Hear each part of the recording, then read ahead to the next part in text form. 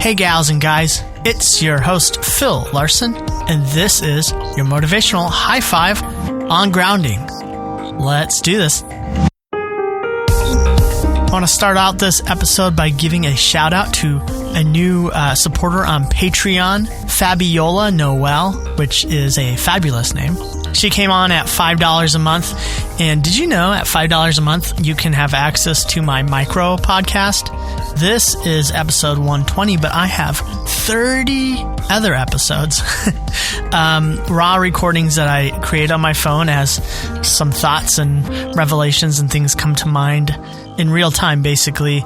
I will record it on my phone and then immediately upload it to Patreon. So when you become a $5 a month Patreon member, of a supporter of the show, there is a back catalog of 30 episodes that you immediately have access to. And the newest one might be one of my favorites. It's called The Good Old Days Are Now. So go to patreon.com/YMH5, use the number 5, patreon.com/YMH5, and you can support the podcast at $1 a month. You'll get a shout out and an invite to the Facebook group that we have around this podcast, about 200 people of us.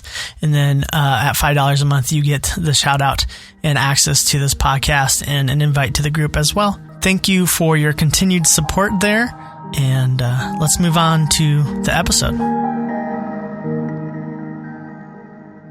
I think my first understanding of grounding as a human was, in the electrical engineering aspect of grounding is the act of connecting a conductor or exposed conductive parts of an installation to the earth.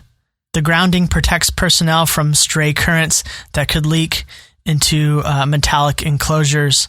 I was just watching a video this week of a bolt of lightning striking the New World Trade Center that was constructed after the collapse of the two World Trade Centers. It's called One World Trade Center, and there's a bolt of lightning. And I don't know if you've seen this.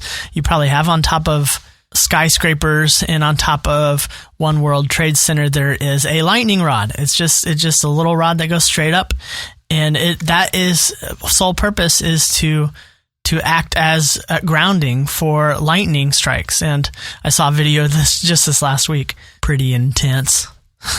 But we're talking about grounding in the sense of anxiety, grounding techniques that help us push through some emotional overwhelm and emotional states of distress. And I know I've talked about it on this podcast before, but I'm dealing with it right now. Anxiety is up. Way up in my life right now.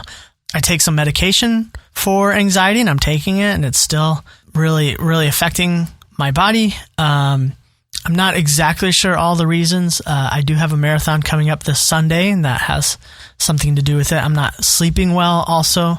There are just some items in the news that have come up that have caused also additional anxiety for me on a personal level. So I need to talk about this subject.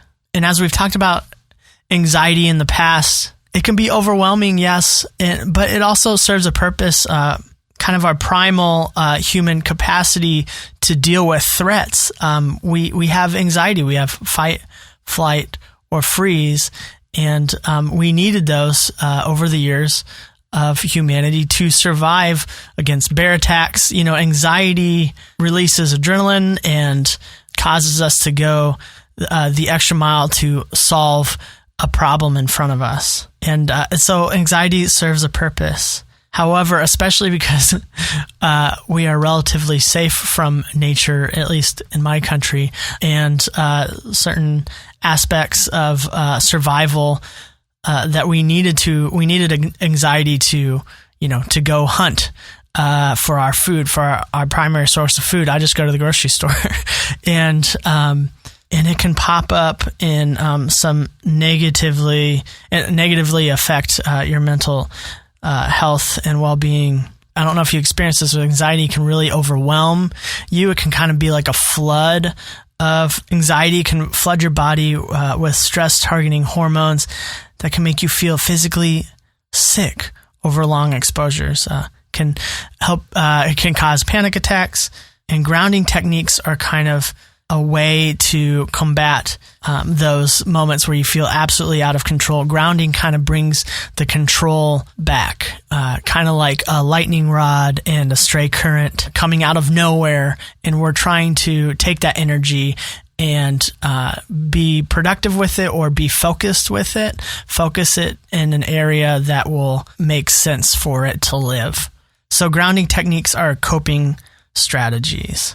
Therapist Joanna Philidor says, grounding techniques are tools used to self-regulate in moments of stress and anxiety. They serve as gentle reminders to stay focused and anchored in the present moment, which is what helps reduce the feelings of anxiety and overwhelm. Grounding techniques can be anything that brings your attention to the present.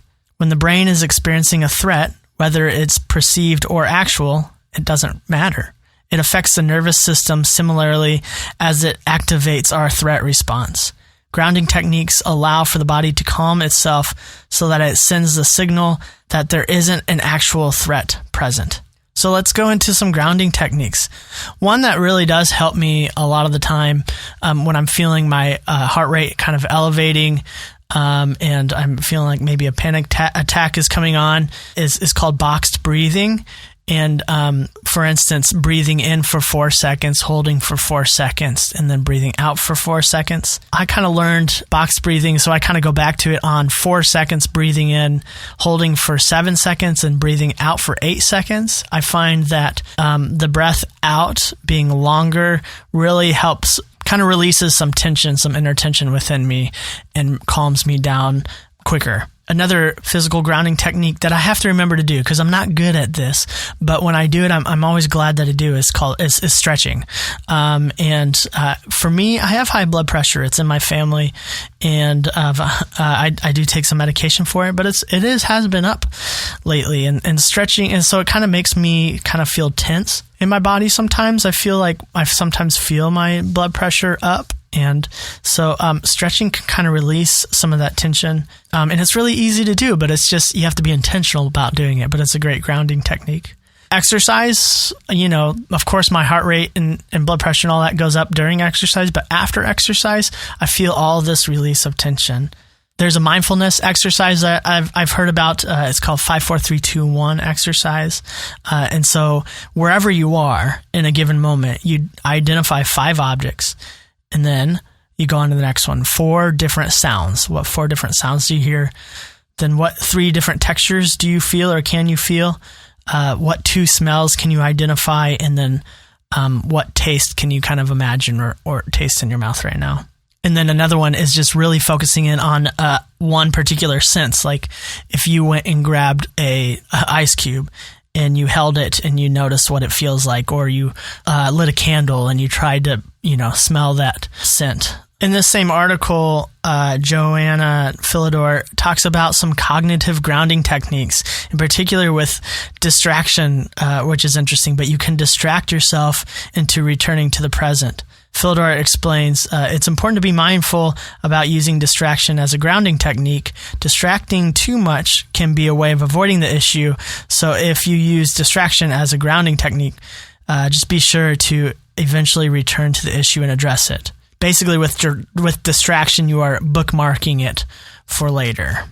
She calls these cognitive grounding techniques that act as mindful distractions, and they can include distraction through music, through watching TV, or drawing. Who knew watching TV could be healthy for you? But talking to a friend or a loved one, and another one is playing with or simply interacting with your pet.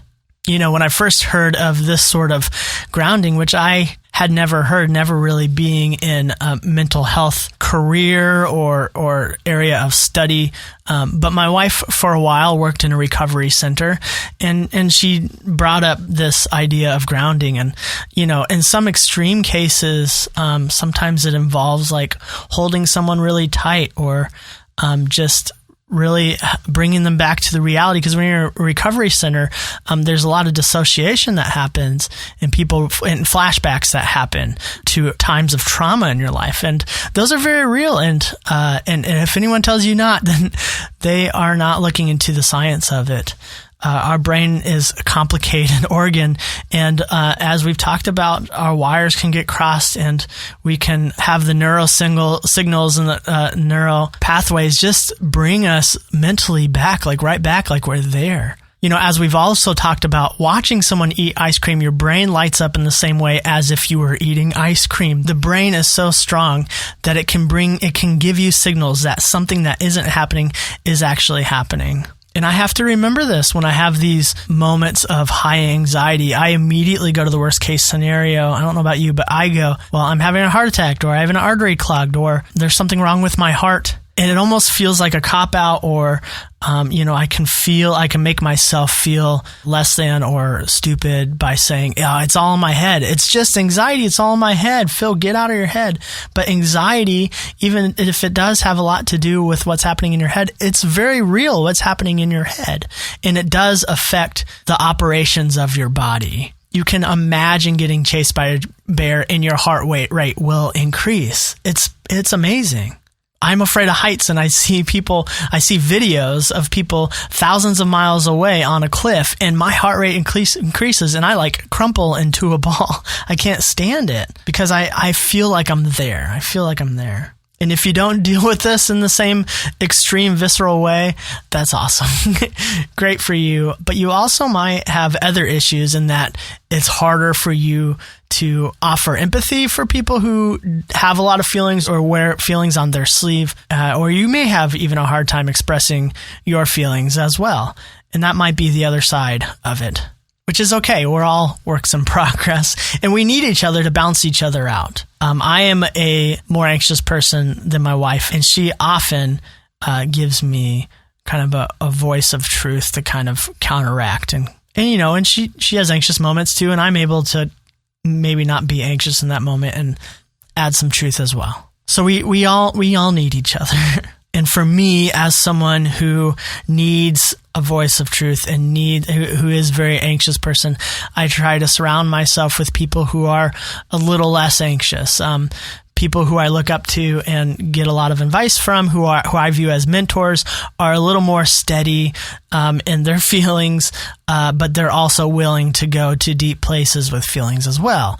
And so they often give me kind of the hard truths, and those are the kind of people that I want to put in my life as mentors who act as grounding techniques for me. They become people who ground me and remind me, hey, this thing that you're believing, it's probably not true, and this is probably more true than that, and give me a reality check. So people can help ground you. People can be those techniques of grounding or those coping strategies. I mean, you view them as people, you don't view them as strategies, but it's okay to say, I need you. I need you in my life to help remind me of things that will ground me. I need you to help ground me. And if you don't have that, please do the work to find it. They're out there. People want to be that all the time. And you can be that for others as well. And I am that for some people. I just try not to bring in my anxieties, my overwhelm into those relationships. I kind of leave them with the people who help ground me. And then I meet with those when I am more stable and can offer truths to them as well. So as we've talked about here, and as we've continued to talk about, our brain is complex. And I sometimes wish there were easy answers. Sometimes I wish I knew, it was just this. Like, I didn't drink enough water that day. I was dehydrated. And that might be part of it sometimes, but it's usually a lot more complicated than just one thing. And the issues are greater, and there are strategies. And because there could be a lot of different issues contributing to reasons why you need grounding, there's a lot of different techniques you can use and pull into your life and try to discover what works best for you. Find the tools, build your toolbox of grounding techniques, because your brain is complex. There's a lot going on. There's a lot of weird wirings that we are trying to combat. And that's what we do at the end of every episode.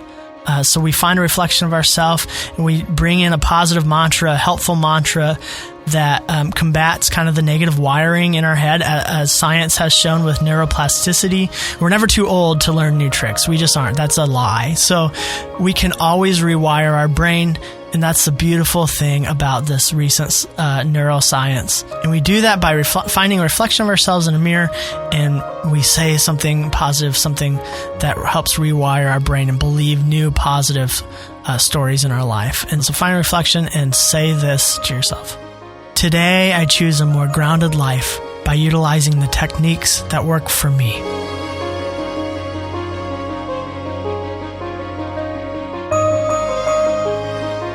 You can play off anxiety as not a big deal. I've done that. I still do that. And when I do that, it comes back stronger later. And its effects on my life are more. They're more dire, like they affect me. So don't put your mental health in the back seat. Don't ignore it. Don't brush it under the rug. Find out what works for you and take those things seriously. I know I need to. This was a reminder for me. And as that's a decision I have to make, this is a decision that you have to make for you. It starts with you.